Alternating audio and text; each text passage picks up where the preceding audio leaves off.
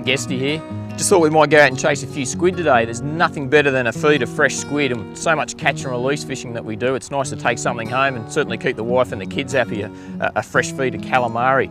Berkeley have brought out some new squid jigs. These are called eggy squid jigs. And the great thing about these is they've got a power bait wrap that wraps around them, and they've got a really strong prawn scent. And at times when the water's really clear, you can work those squid jigs and the squid will come up and fade off, and that extra scent, I'm sure, is going to make the difference between a squid coming up behind and one that's really going to grab hold. We'll duck out the front here in a minute and cast a few round and see if we can't get a couple of big squid. Before we do that, I might put a couple of casts in here just at the boat ramp and show you a couple of different techniques that certainly work well for squid. There's a couple of different techniques that work really well for squid, and you can be quite gentle with your retrieve with some little hops, pretty well what you can see there now, and that can work well, especially with this centered squid jig. I think that's going to be quite a good technique. Or I don't mind, I'll just cast it back out again. At times they do like a bit of acceleration, just so they think that their prey is going to get away. They think this is a big shrimp, and you can really rip that rod tip and let it drop back, rip that rod tip and really accelerate that squid jig, and you quite often find that erratic, faster technique works as well also. Another way we can use them, of course, is just to drop them straight down into some deeper water, let them sink all the way down.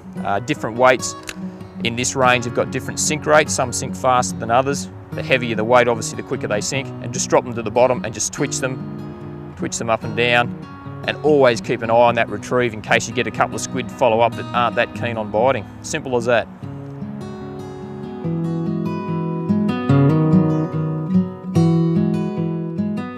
Bit of a light westerly blowing, nice and flat offshore. Great day to get out, even in the small boat today. We're in about, look at the Lorant Sounder here, about 6 metres of water over broken ground with big pieces of brown kelp, and that's certainly a great home for squid. Anywhere across the eelgrass, weed, kelp, reef structure, they love all of those areas. So simply a matter of casting out, let that jig sink down, use those techniques we spoke about back at the boat ramp, and hopefully we'll catch ourselves a squid. There's one other technique that we didn't talk about, which is the lazy man squid jigging. And what I've done is I've cast a little jig out the back on another rod, and one's grabbed it out the back there. So while I'm working one jig one side, I've got him on out the back here. So that's an easy way to catch yourself a squid. I've got a nice squid, I can see him there now. One thing we need to do, a pair of polarised sunglasses is really important, because quite often you'll get a school, or you might get one other big squid come up with that squid, and if you've got two jigs ready, if you're a bit ambidextrous or a bit excited like I get, you can cast another jig out and catch two at once. So here he comes now, we'll swing around. It's a nice green-eyed squid coming in on that little jig. So I guess what that does accentuate is the fact that really there hasn't been a lot of action. It's just that bit of a westerly has been bobbing that jig along close to the surface actually, and that scent has made the difference. And that squid's come up, he's thought that looks all right, he smelled it, and he's climbed straight on it. And there we go. Important, if you've never been inked by a squid, I think you need that initiation. Sneak him up, pop that net underneath him like that, and then keep the net, keep that net in the water, or you're going to end up with a face full of ink. So there we go. We'll have a look at these critters. They are an amazing creature. The colour changes they get is just incredible. This is a green-eyed, what we call a green-eyed squid. So we'll just get him out of the net. And there he is. Look at that. They are an incredible creature.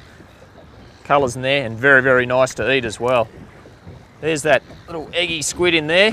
So that's popped out. So he's grabbed hold of that with his tentacles, sucked it in there, and those razor sharp hooks at the back have done it. That squid scent certainly worked well.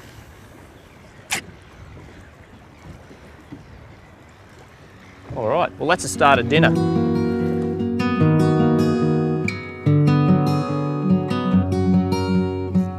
Got him, there he is.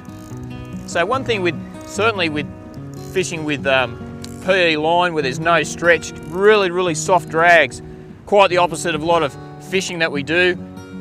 You need a rod with a fair bit of tip in it, because those tiny little hooks are only just into the tentacles of the squid. It's really easy to tear those jigs out. So it's all about being gentle, nice and soft. You've got plenty of time. Squid's not going to do you in on anything.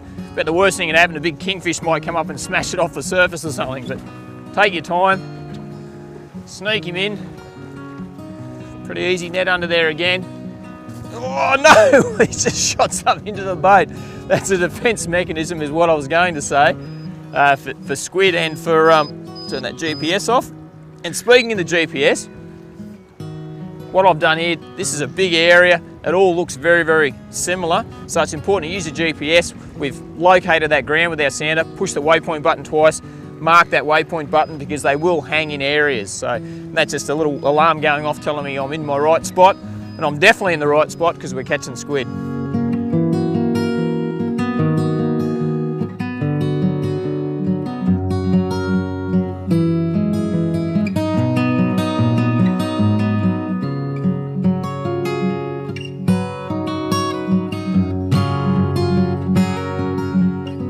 You don't have to go out and spend $1 million on tackle just for squid fishing. Whatever you've got, this is a 2 to 4 kilo protactic brim stick that I've got with a little fluger spin reel on it, and this one's a 2 to 5 kilo rod that I use for my flathead jigging, so it's a little bit heavier weight.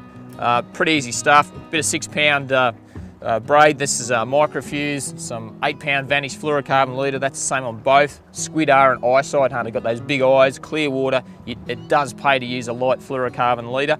I use 8. If you get snagged, you can still probably pull that jig back out of the kelp. They don't snag much, these jigs, because of that front weight. They tend to ride upwards, so the snagging's not a big problem. And this is one of the new Japanese models of the Fluger XTS spinning reel. Beautiful reel. A bit of overkill for squid fishing, but it's a nice thing to use. So you don't need to rush out and buy a heap of tackle. Pick up your flatty jigging rod or your brim spinning rod and away you go.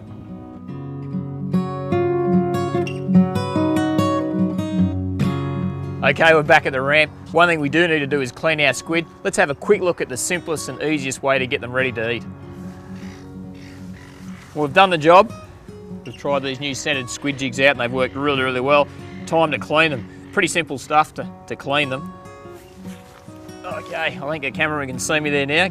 Your finger and your thumb underneath that winged section, pull that off and take that outside skin section off. So we'll just slide that down. And that pretty well gets rid of all that skin and those wings, so you end up with that white tube straight away. Give that to the pelicans. Pull the head section out. Helps if you're near the water there somewhere. And then I like the legs to eat, so just a matter of pulling that eye section and gut section away, and that leaves you with the tentacles. Get rid of the head. There's also the beak, and just pop the beak off. And that, don't need to worry about the skin on there. That'll cook up really, really nicely, so hang on to that bit. And that really just leaves us with our tube. As I said, plenty of water's good because there's still ink inside. You can see that dark colour inside there. Plenty of ink in there, so we'll just get rid of some of that ink. Wash that out in the water. Okay. Next section is, if you've ever seen a cuttlefish backbone floating around on the top, or people use them for budgerigars for their beaks and things. Squid have got a similar thing, a long plastic-like section that runs down the length of their tube. Stick your finger in underneath that section. You can see it poking up there now, that's that clear bit. Simply pull on that and pop, out that comes. That's that section there. Okay, so now we've got our nice soft squid tube. Get your thumb, hold the squid tube upside down, get your thumb, push it in there like that. You can see it's rolling up over my thumb. Keep pushing. Slide your thumb out and just simply turn that squid inside out with your fingers. There we go. Take the rest of the innards away and the ink sac. Give that to the pelicans as well. Give it a bit of a wash and a clean up. And that's it. That's a really, really simple way and the easiest way to clean your squid. Now, if you want to stir fry it, you can simply open that tube back up with a knife, or, of course, if you want to make your calamari rings, there's our tube. Just simply cut them into the sizes that you like. And a little tip, get yourself a kiwi fruit, cut your squid up into whatever size you want, throw it into a bag, mash a whole heap of kiwi fruit over it. Kiwi fruit is an alkaline, and that enzyme, that alkaline enzyme will start to break the squid down and tenderise it. Don't leave it too long, don't leave it overnight, it'll dissolve the squid. Probably about 3 hours before you're going to cook it. Wash the kiwi fruit off, any way you want to do it, battered, crumbed, just simply fried with a bit of flour, or stir-fried squid's fantastic tucker, and away you go. Awesome stuff. You've been watching Fishing the Edge, and I'll get back to the dirty work. Catch you next time.